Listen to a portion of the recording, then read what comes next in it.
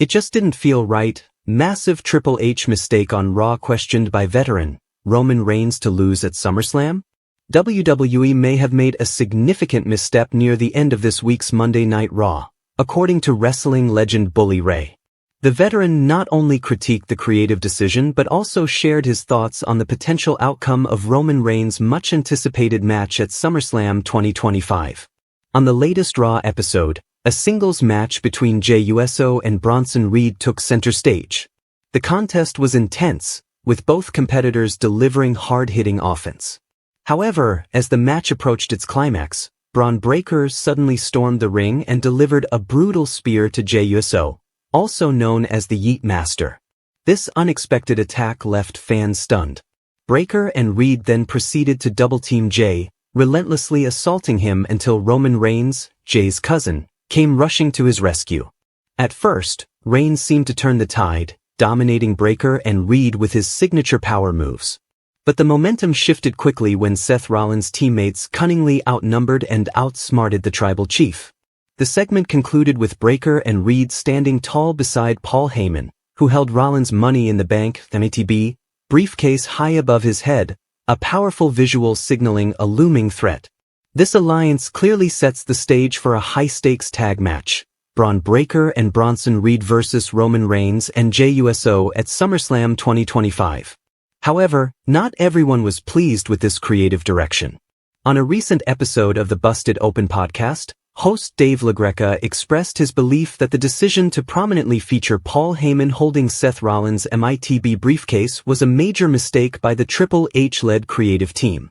LaGreca argued that this moment unintentionally stole the spotlight from Bronson Reed and Braun Breaker, two rising stars who deserved the full attention of the audience. Bully Ray echoed this sentiment, admitting that while the MITB briefcase didn't completely overshadow the performances of Reed and Breaker, it did make fans immediately think of Seth Rollins. The Hall of Famer further explained that ever since Rollins' faction was introduced on television, they never quite seemed to fit organically within WWE's storylines.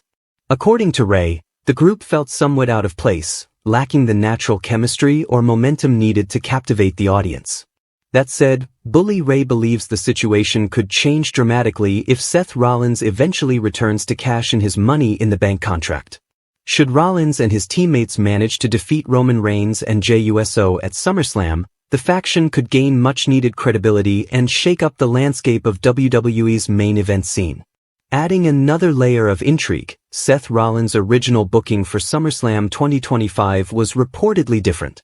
Rollins was initially slated to face LA Knight in a marquee singles match.